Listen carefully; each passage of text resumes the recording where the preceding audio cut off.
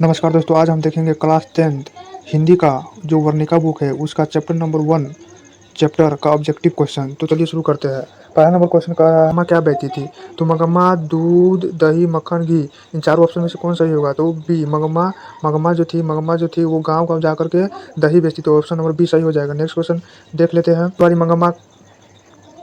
दही वाली मगम्मा कहानीकार कौन है? और दही वाली मगम्मा जो चैप्टर है उस चैप्टर को किसने लिखा है? तो ऑप्शन नंबर है श्रीनिवास, सात कौड़ी होता, ईश्वर, सुजाता। तो ऑप्शन नंबर ए सही हो जाएगा। श्रीनिवास दही वाली मगम्मा का लिखे थे, इसके हिसाब से ऑप्शन ए सही हो जाएगा। नेक्स्ट क्वेश्चन देख लेते हैं। कह रहा है दही वाली मगम्मा कहानी का प्रमुख पात्र कौन है? मतलब जो दही वाली मगम्मा कहानी जो है उसमें प्रमुख पात्र मतलब ऐसा कौन व्यक्ति है जिसकी चर्चा गहराई से की गई है, यानी उसके बारे में विश्लेषण हुआ है। तो मगम्मा जो थी उसके बारे में गहराई से विश्लेषण, इसके साथ ही हमारा बी आंसर सही हो जाएगा। नेक्स्ट क्वेश्चन देख लेते हैं। दही वाली मगम्मा कहानी का कथाकार कहाँ का था? मतलब जो दही वाली मगम्मा है उसका जो कथावाचक है वो कहाँ का था? तो वो बेंगलुरु यानी कर्नाटक राज्य का बेंगलुरु शहर था। इसके साथ ही आंसर बी सी सही हो जाएगा। नेक्स्ट क्वेश्चन देख लेते हैं। दही वाली मगम्मा कहानी किसका संदेश देती है?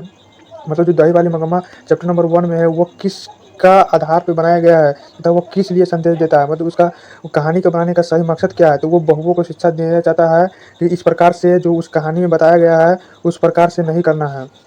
नेक्स्ट क्वेश्चन देख लेते हैं। मगम्मा के परिवार में कुल कितने सदस्य थे? मगम्मा के परिवार में कुल 4 सदस्य थे। कितने थे? 4 सदस्य थे। नेक्स्ट क्वेश्चन देख लेते हैं।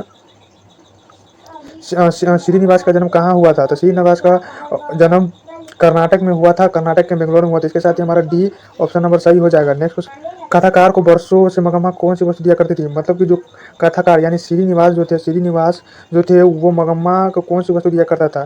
मतलब वर्षों से कौन सी वस्तु दिया करता था? उसको दही दिया करता था और वो गाँव जा करती थी। इसके साथ ही हमारा डी आंसर सही हो जाएगा। नेक्स्ट क्वेश्चन देख लेते हैं। मगम्मा की बहू का नाम क्या था? मगम्मा की बहू का नाम नजम्मा था। यहाँ ऑप्शन कंफ्यूज करेगा लेकिन आपको ऑप्शन बी सही से टिक कर देना है। दही वाली मगम्मा किस भाषा में रचित है? मतलब दही वाली मगम्मा को किस भाषा में लिखा गया है? तो इसका आंसर सही हो जाएगा। दही वाली मगम्मा को कन्नड़ भाषा में लिखा गया है। किस भाषा में लिखा गया है? कन्नड़ भाषा में लिखा गया है। नेक्स्ट क्वेश्चन देख लेते हैं। दही वाली मगम्मा कहानी का हिंदी अनुवादक कौन है?